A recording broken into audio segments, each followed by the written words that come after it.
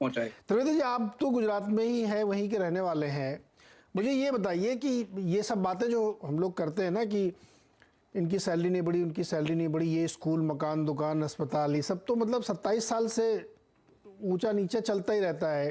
दिल्ली में भी बहुत सारे स्कूलों में प्रधानाध्यापक नहीं है, बहुत सारे लोग पक्के नहीं होते हैं। कैसे फिर ये जीतते कैसे रहते लगातार? मतलब ये बताया, तो वहीं रहते हैं लोकल। सर कोई भी है, मुद्दे हैं, मुद्दों के ऊपर तो मैं वही बोलूंगा कि शायद इमोशनली ड्रिवन कभी कोई फैक्टर आ जाता है। साथ में ये भी चीज है कि जो गुजरात में जो माहौल है, गुजरात में मैं ऐसा बोलूंगा कि कांग्रेस वहां पे इतनी मेहनत करती थी। कांग्रेस ने 27 साल में मेहनत तो की। हमने 2017 के नतीजों में भी देखा कि कांग्रेस की सीट थोड़ी सी आई, लेकिन आज क्या हुआ? कांग्रेस के तकरीबन 16 से 17 एमएलए वो आज भारतीय जनता पार्टी में चले गए। तो अब जनता के पास कोई ऑप्शन नहीं था अब तक, मेरा ऐसा मानना है। और अब धीरे धीरे जिस प्रकार से दिल्ली में काम, पंजाब में जिस तरीके से काम, और ऊपर से जो डेवलपमेंट हो रहा है, इसलिए आम आदमी पार्टी मुझे लगता है इस बार यहाँ पे डेफिनेटली टक्कर देगी। क्योंकि अब अगर आप दिल्ली की बात करें तो दिल्ली में तो देखिए हमें पता है कि वो पूर्ण राज्य नहीं है।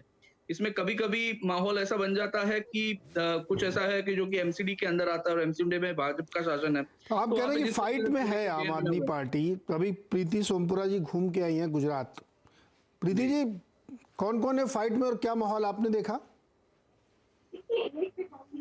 कई सालों से जो है सीधी टक्कर जो गुजरात से देखने को मिली है वो कांग्रेस और बीजेपी के बीच से ही देखने को मिली है। लेकिन इस बार जो है थोड़ा मुकाबला। प्रीति जी, मैं आपको रोक रहा हूं, आपकी आवाज थोड़ी गड़बड़ है। प्रीति जी, ऑडियो थोड़ा गड़बड़ है, मैं इसको रिकनेक्ट कराता हूँ।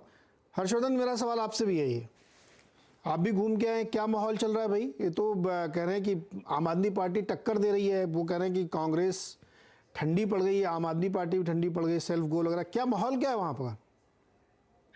देखिए नीरज जी, माहौल तो अब जो भी होना है, पहले चरण का माहौल तो बन भी गया। क्या क्या बना? हो गया, और अब जनता वोट देने वाली है। क्या माहौल क्या बना, यही तो बताइए। हाँ, मैं उसी माहौल की बात कर रहा हूं। देखिए, इसमें कहीं कोई संदेह नहीं है कि आम आदमी पार्टी ने बहुत जबरदस्त माहौल बनाया है।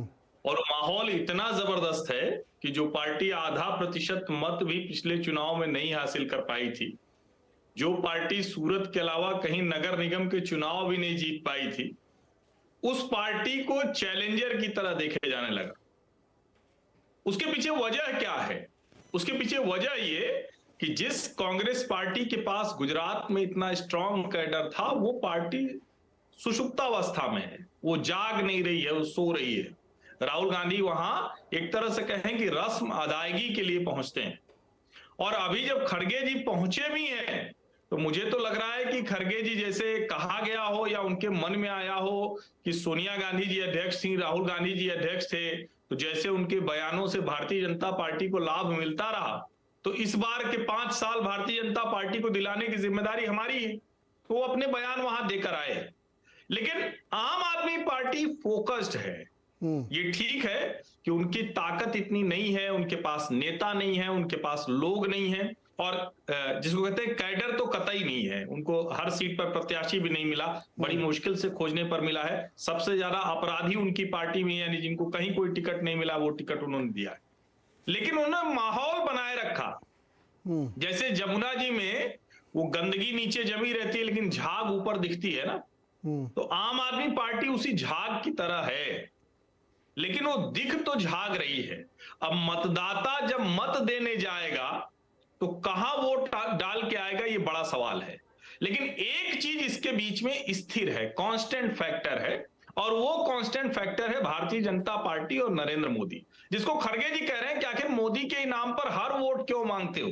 अरे भाई, जब नेहरू जी बड़े नेता थे तो नेहरू जी के नाम पर ही मांगा जाता था। इंदिरा गांधी जी थी, इंदिरा गांधी जी के इनाम पर मांगा जाता था। और मुझे लगता है कि अगर सचिन तेंदुलकर जैसा बैट्समैन हो तो कोई ऐसा थोड़ी ना कहेगा किसी और से बैटिंग करा दो।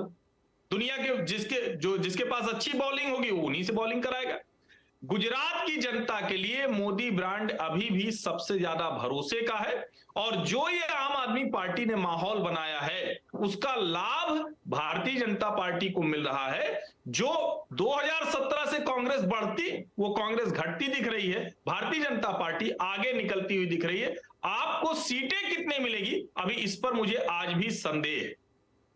मतलब आप कह रहे हैं कि ये जो टेक्टिकल वोटिंग होगी, वोट काटे जाएंगे।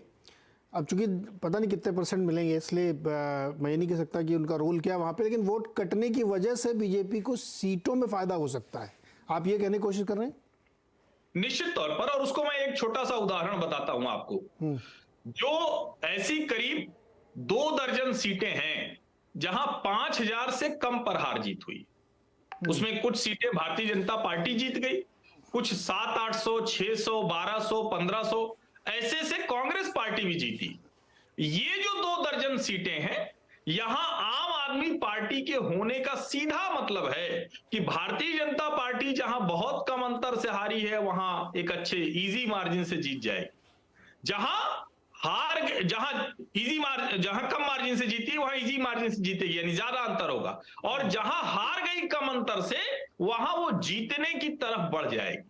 तो ये एक बहुत बड़ा फैक्टर है, और इसीलिए भारतीय जनता पार्टी उन 2 दर्जन सीटों पर विशेष प्रयास कर रही है जहां वो बहुत कम अंतर से हारी थी, जो कम चर्चा में आता है, क्योंकि रैलियां चर्चा में आती हैं, उसके भाषण चर्चा में आते हैं, लेकिन ये बहुत ज्यादा इस बार भारतीय जनता पार्टी का जोर है।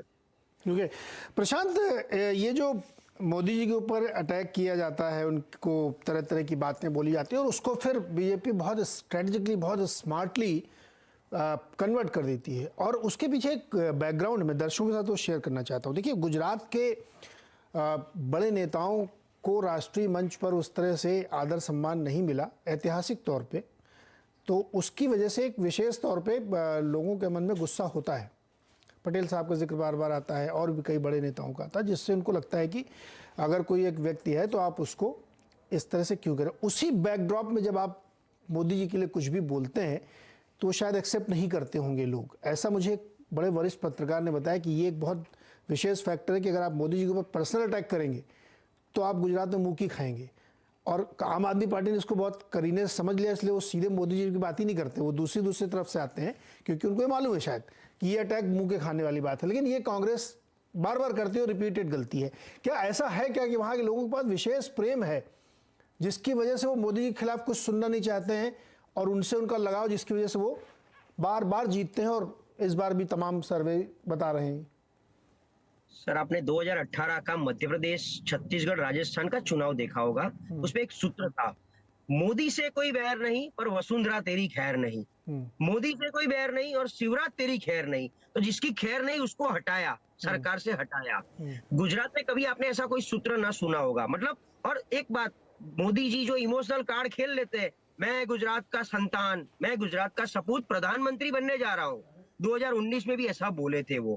तो आपका गुजरात का बेटा प्रधानमंत्री बने, उसमें आपको कोई दिक्कत है क्या? तो ये जो इमोशनल कार्ड, और आज की तारीख में देखिए, गुजरात में सीएम कोई भी हो, सब लोग बोलते हैं ये सीएम वो सीएम, सीएम कोई भी हो, मोदी जी के नाम से सब किया धराया जाता है। तो सीएम का फेस डल पड़ता है, पीएम का फेस आगे निकलता है।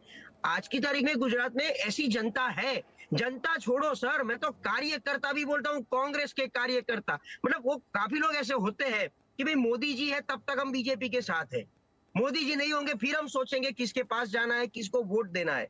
लेकिन जब तक मोदी जी, गुजरात में एक इमोशनल अटैचमेंट हो चुका है। सो 2002 से लेके आज तक, मतलब मुख्यमंत्री रहे, ऊपर गए, ऊपर जाने के बाद गुजरात के साथ उनका जो नाता रहा है, जो उनकी लगातार जो मुलाकातें होती रहती है कोई ना कोई रीजन पे, फॉरगेट इलेक्शन है, सभाएं रैली जो होती रहेगी, उसके अलावा जितनी बार वो आते हैं, प्रचंड उनकी जो रोड शो होती है, रैली होती है, तो कहीं ना कहीं लोग आज की तारीख में गुजरात में मोदी जी के चेहरे को पसंद करते हैं, और उसके हिसाब से 2-5% वोट शेयर भाजपा का बढ़ जाता है।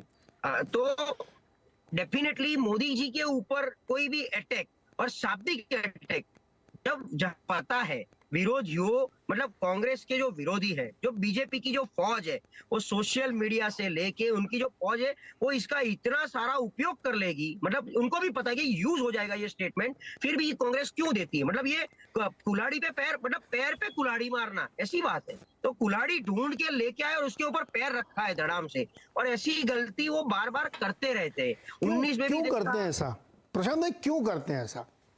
वो बिगेस्ट क्वेश्चन है, इसीलिए